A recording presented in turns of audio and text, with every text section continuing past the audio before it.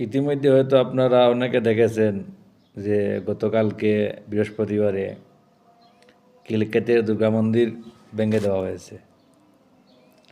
তো এটা বুঝি রেল লাইনের অবৈধ জায়গায়।